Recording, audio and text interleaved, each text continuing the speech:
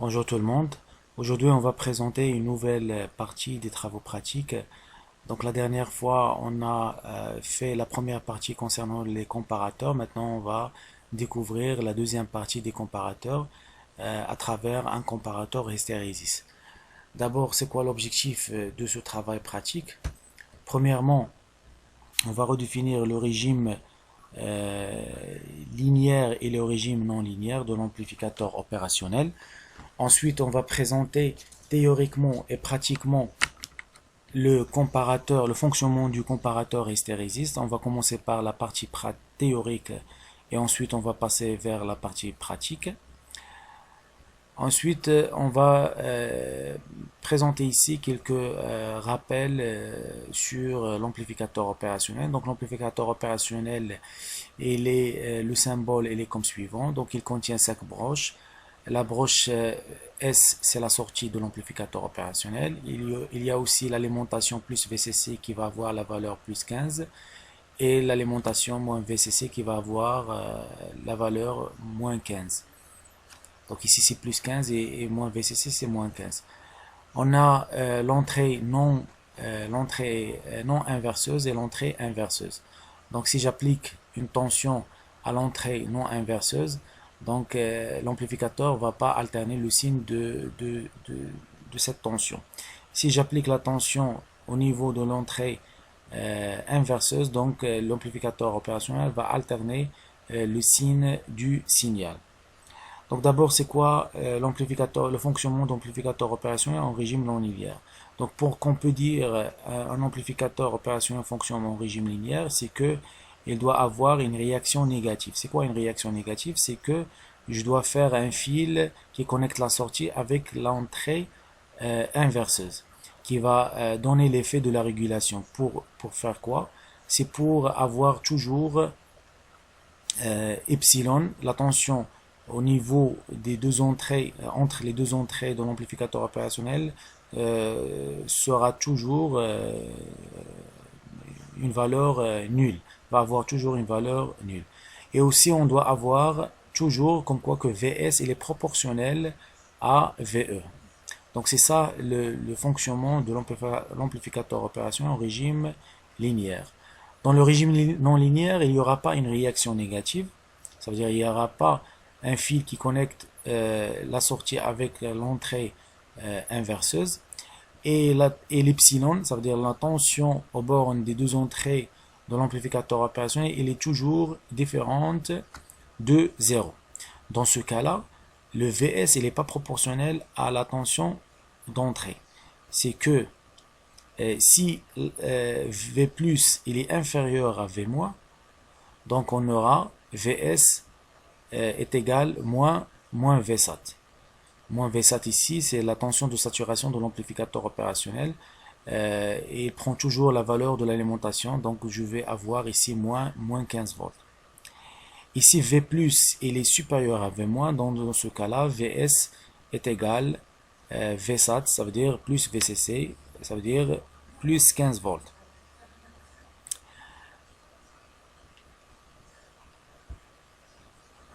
Ensuite, maintenant on va passer à notre TP. C'est quoi le comparateur hystérésis? D'abord, je dois expliquer c'est quoi hystérésis. Hystérésis, c'est la caractéristique qui va prendre l'évolution d'un système selon un paramètre. Ça veut dire le chemin de l'évolution de ce système-là. Donc, il ne va pas suivre un sens d'une manière continue, mais il peut revenir en arrière. Donc, vous voyez ici à droite, il y a une présentation du cycle hystérésis. C'est l'évolution de la sortie par rapport à un paramètre. C'est que, quand vous voyez que la sortie, il ne suit pas un sens d'une manière continue, donc il peut revenir en arrière vers l'état initial. Ça, c'est ce qu'on appelle le cycle hystérésis d'un système. Donc maintenant, c'est quoi un comparateur hystérésis? Un comparateur hystérésis, c'est un circuit à base d'amplificateur opérationnel qui permet que la sortie de ce comparateur suit le cycle hystérésis. Donc le schéma du circuit comparateur hystérésis il est devant vous. Donc il contient une tension VE, c'est la tension d'entrée, c'est une tension périodique. Toujours on prend une tension sinusoïdale et une tension V référentielle. Donc c'est une tension continue.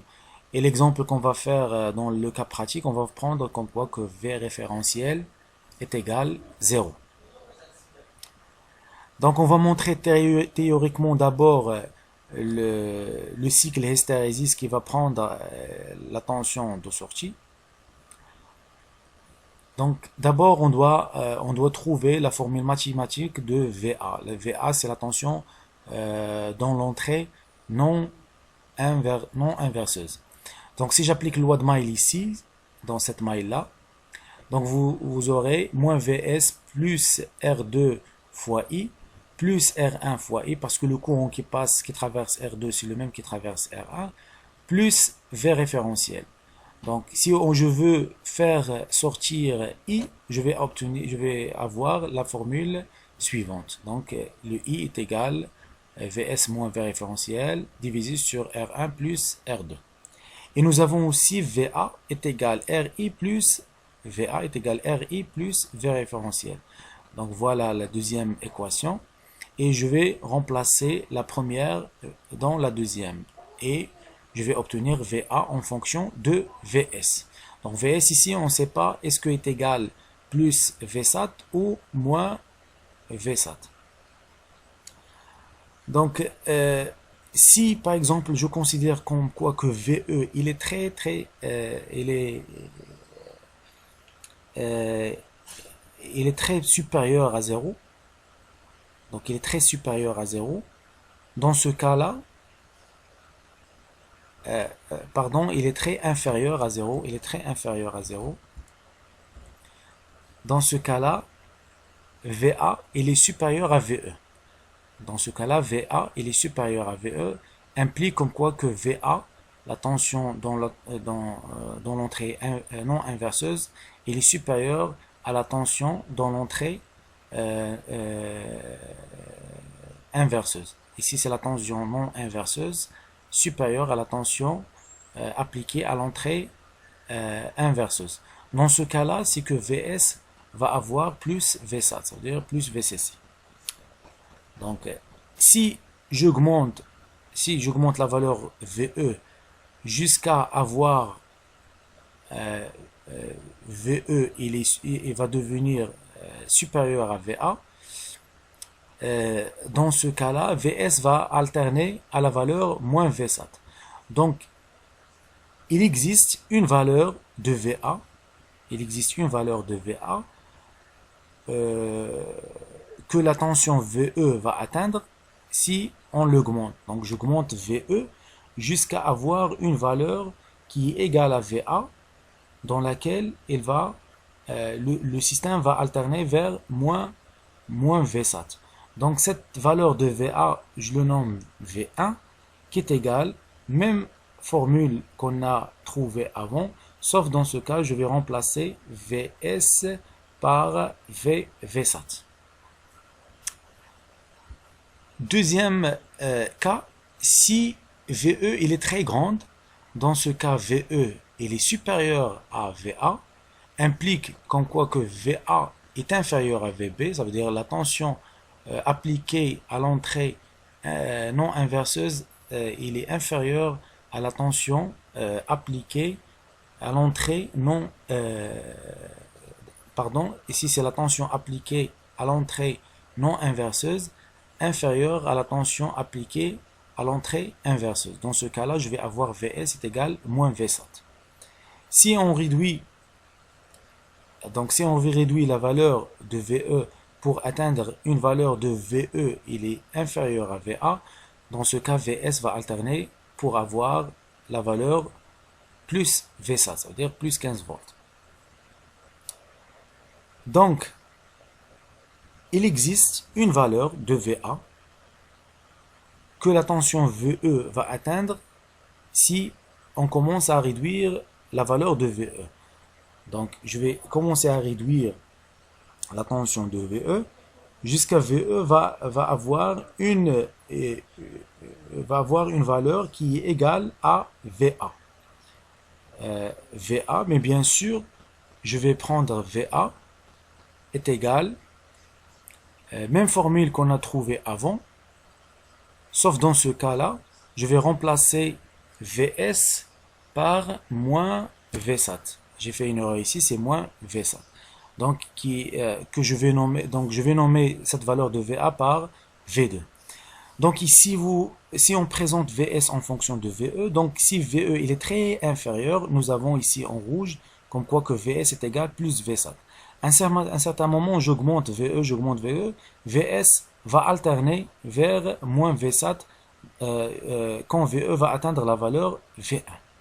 Maintenant, si VE il est très grande, c'est que je vais réduire VE jusqu'à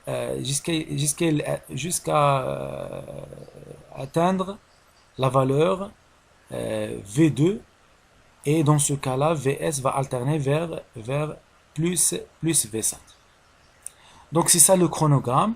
Si VE il est très petite, donc et j'augmente ici, j'essaie d'augmenter VE, quand je vais dépasser la valeur de V1, donc le système va alterner vers le moins VSAT. Donc si VE il est très grande, j'essaie de réduire VE jusqu'à atteindre la valeur V2. Dans ce cas-là, le système va alterner vers plus VSAT. Maintenant, on va réaliser le système d'une manière pratique pour voir ce qu'on a trouvé dans la partie théorique. Donc je vais chercher Protos et on va réaliser notre circuit comparateur et hystérésis. Je vais essayer de voir d'abord le chronogramme, et ce qui nous intéresse c'est le cycle hystérésis. On va essayer de le voir.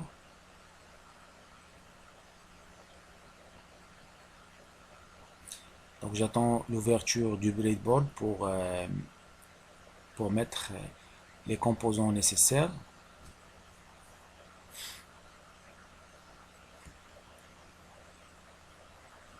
Voilà. Et je cherche d'abord l'amplificateur LM324.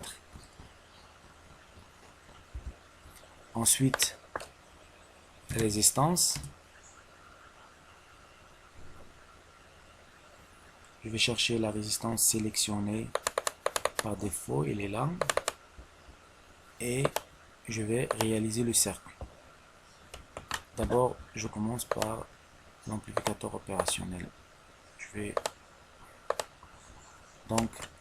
vais tourner l'amplificateur opérationnel. Je vais mettre le plus en bas. Et je mets les résistances. Dans ce cas, je vais prendre le V référentiel est égal 0. C'est pour cela je vais brancher la résistance avec la masse au lieu de mettre une tension continue positive. Donc je cherche ground et je vais le brancher avec la masse. Je change les valeurs des résistants, je prends que 1 kg, des valeurs très petites par rapport à 10 kg. Je mets troisième résistance ici avec le moins. Je change ici la valeur de la résistance. Je vais appliquer une tension sinusoïdale au niveau de VE. Je change l'amplitude. Je vais mettre ici par exemple 8 volts. Et ici je vais mettre 80 Hz, la fréquence par exemple. Ce qui manque ici, c'est l'alimentation de l'amplificateur. Je vais brancher ici moins 15 volts avec moins VCC. Donc je vais écrire ici moins 15 volts. Et je vais mettre ici le plus 15 volts avec le plus VCC. Donc je vais mettre ici plus 15 volts. Donc maintenant je vais brancher l'oscilloscope pour voir la tension d'entrée par rapport, en fait la tension de sortie par rapport à la tension d'entrée. Donc voilà la tension d'entrée et la tension de sortie. Je vérifie est-ce que j'ai mis ici 15 volts. Oui, c'est moins 15 volts. Et je fais play.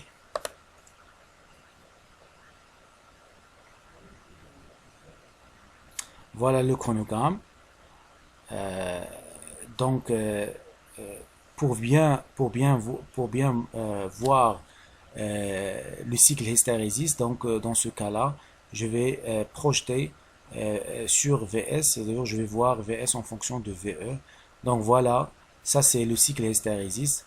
Donc je commence par plus VSAT et je vais alterner à V1 et ensuite si je commence à partir de moins VSAT, je vais alterner vers plus VSAT dont la valeur de VE est égale quand VE va arriver à V1 à V2 qu'on a calculé. Donc c'était ça l'objectif, c'est de voir le cycle hystérésiste. Merci pour votre attention, essayez de le faire chez vous et à la séance prochaine.